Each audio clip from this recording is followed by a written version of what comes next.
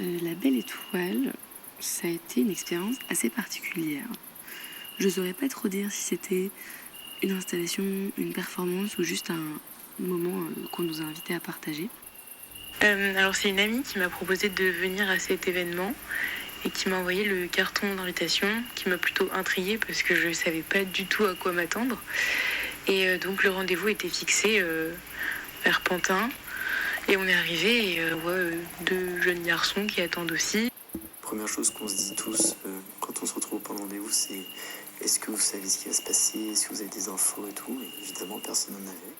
Et juste apparemment, on nous a dit qu'il y avait une fille, une personne en blanc en tout cas, qui devait arriver. Et donc on attendait que ça, on observait. En fait, on était attentifs à ce qu'il y avait autour de nous, du paysage, on observait les gens passer.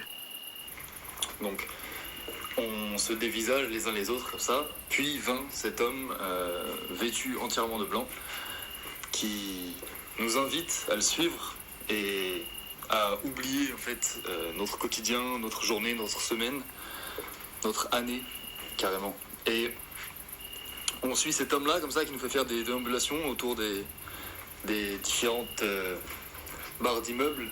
On a traversé quelques bâtiments. On est rentré dans un hall un peu crade. On a descendu des escaliers qui sentaient la pisse. Et arrivé en bas, elle nous dit qu'on va attendre là, qu'on vienne nous chercher.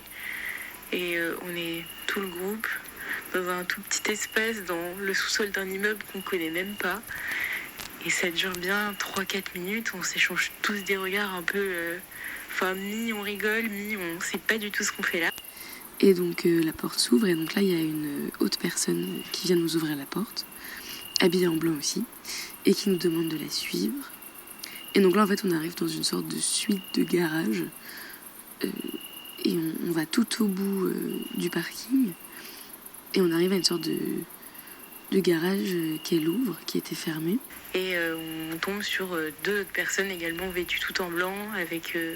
des tapis, plein de bougies par terre, ça sent bon, l'encens, ouais. Donc on nous demande de poser les chaussures à l'entrée, sur une bande noire, donc on enlève tous nos chaussures et nos sacs, comme si on laissait un petit peu les éléments de l'extérieur derrière nous et on rentre. Un thé nous est servi, on nous propose également quelques chamallows. C'est donc non sans pas nous rappeler certaines expériences de colonies de vacances, certaines soirées comme ça de jeunesse, d'adolescence que l'on a vécu autour d'un feu de bois. Mais cette fois-ci, c'est en plein Paris, dans un garage. Et donc là, on nous demande de nous asseoir, et donc on se met tous en cercle. La personne ferme le garage, et donc on se retrouve 8 dans un tout petit garage. Et donc je sais toujours pas ce qui va se passer, mais je me souviens qu'on nous demandait... à l'origine, sur le papier, si on avait déjà vécu une expérience surnaturelle. Donc le moment est venu de partager nos histoires surnaturelles.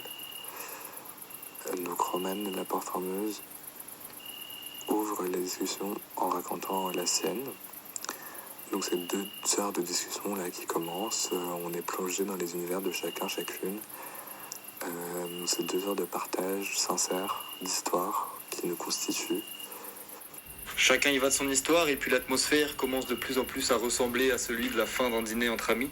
Et on nous explique qu'on va jouer au loup-garou. Donc surprenant une fois de plus, mais belle surprise. Et là on nous distribue de super belles cartes. Il y a un super narrateur qui nous plonge vraiment dans l'ambiance avec les bruits de forêt, du ruisseau qui coule, les lumières de la bougie. Donc là, moi je suis super content parce que c'est vraiment un jeu que j'adore et je m'attendais pas du tout à ça. Et ensuite on a commencé la partie de loup-garou, donc vraiment je me suis régalé. Et au fur et à mesure des parties, on apprend chacun à se connaître un peu plus et vraiment on rigole bien quoi. Enfin voilà.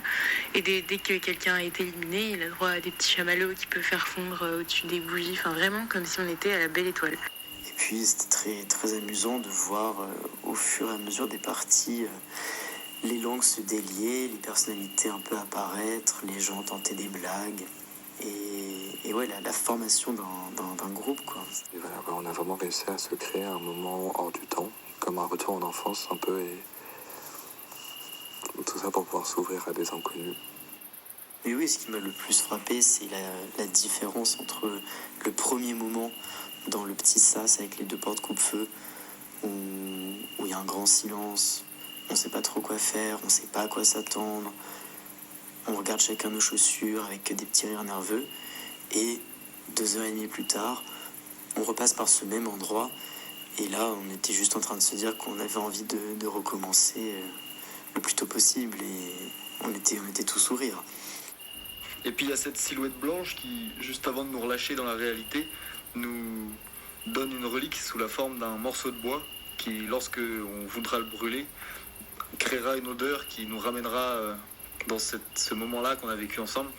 Et je pense qu'avoir ce morceau de bois avec moi maintenant, c'est important parce que sans lui, j'aurais pu, même dans quelques mois, quelques années, me demander si tout ça avait été vraiment réel en fait.